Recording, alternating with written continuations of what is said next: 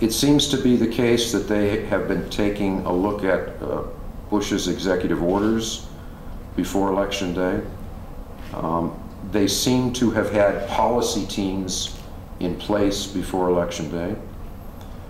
They have also followed, I think, the one key piece of advice which those of us who study presidential transitions urge, which is pretty much settle, if not, actually get somebody in there who is going to be your chief of staff right after Election Day, which they did with Rahm Emanuel. That position is important, not given the status of the chief of staff, but because this chief of staff is usually delegated responsibility for the organization and structure of the new White House. And it's important to note, maybe Chuck Wolcott can talk about it, but the president has a lot of discretion in terms of what we normally think of as the White House staff. They can invent titles, they can move organizational boxes around, they can create new organizations, and if they're by executive order, they can disband old organizations. So, having the chief of staff there, thinking about that early, and also the chief of staff usually plays a major role in White House appointments. Getting those people up to speed is I think, key. The piece that people focus on is the cabinet, and the cabinet's undoubtedly important. The problem is the White House, or the prospective White House during the transition, and then in the early part of the administration, is really the only game in town. Sub-cabinet appointments, assistant secretaries, deputy assistant secretaries, and so on, take an awfully long time first for the White House to decide, or the transition to decide upon, and then to go through the various processes that lead to Senate confirmation.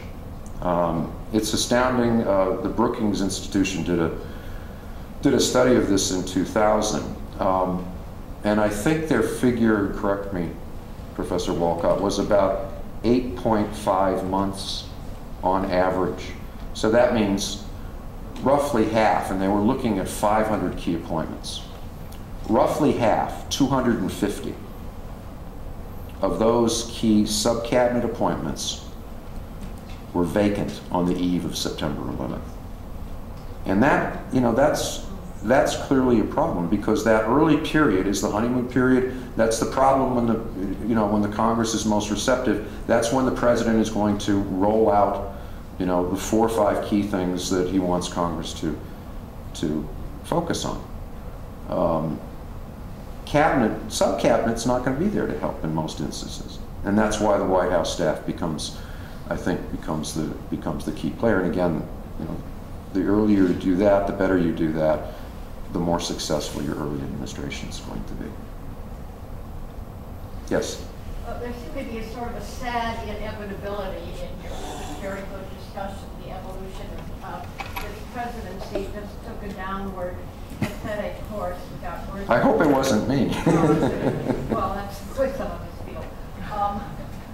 Oliver Wendell Holmes once commented when he met Franklin Roosevelt, second-class intellect, right, first-class temperament. And this is a kind of a vague question, I know. Would a different temperament, have made a difference in this presidency? We had a lot of talk about temperament, and I was glad of it in this election, because I think this did involve temperament. Were there places along the line where he could have made a change just by a different kind of an attitude? Or was he just so stubborn? I think he is. I think President Bush at times is stubborn, but also at times, and I think he is correct in his own self-assessment that he does listen.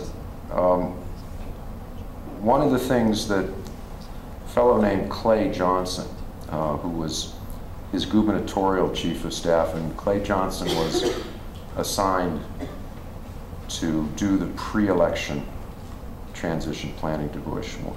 There's a quote, and I can't remember whether it was something that he told me or something that appeared in another source. But Johnson said, if you push back against George W. Bush, he will pay attention to that. And I think the problem, and this is one that I think any president faces, is that people are sometimes in awe and fail to push back, even important people. I mean, I find it odd that you have Colin Powell, who has such great authority, and yet for whatever reason, Colin Powell is unable to confront this president in meetings of the principals.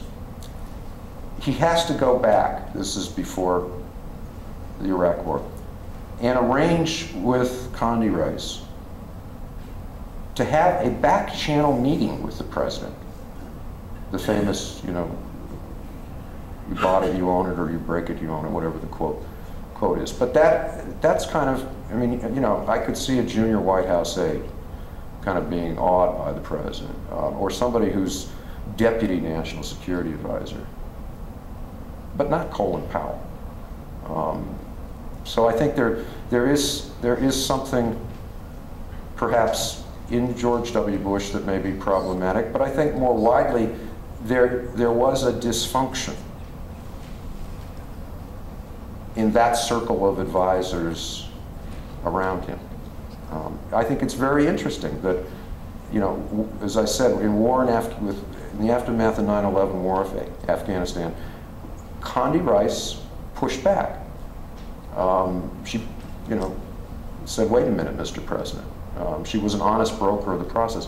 When you got to Iraq, that was absent on her part.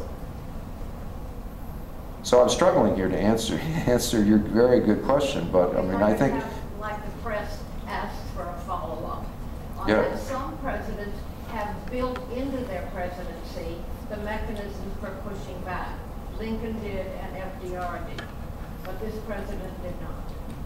No, Again, that's, I think this somewhat comes back to the man himself. and that's why I talked about the importance of reality testing. And I would add, from my studies of the Eisenhower presidency, I mean, you know, even on defense matters and foreign policy, there were mechanisms built in to test Eisenhower's deliberations, which to some extent we don't see here. The other thing I would add, and Professor Fears was talking about this last night, is communication. You know, this is a president who, you know, in that National Cathedral speech, could rise to the occasion, and yet in other instances seems to shrink. I was struck. I was talking to a reporter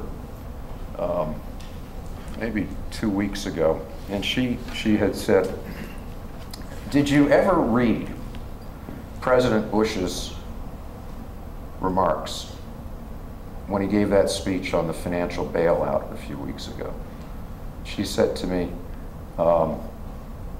he sounded just like FDR. And I said, "Yeah, except for the delivery." And that, I think, is the problem. Yes, sir. I know initial reports, the intelligence reports about going into Iraq indicated, you know, that they thought there were weapons of mass destruction, and then they later found that they didn't think there was.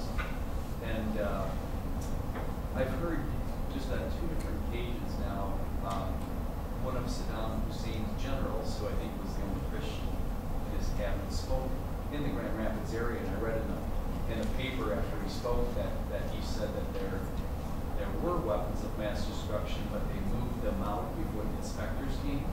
And then I also heard, in the last several months, there was a Palestinian who the CIA hired, and he was interviewed on 60 Minutes, and his sole job was to become friends with Saddam Hussein when he was in captivity.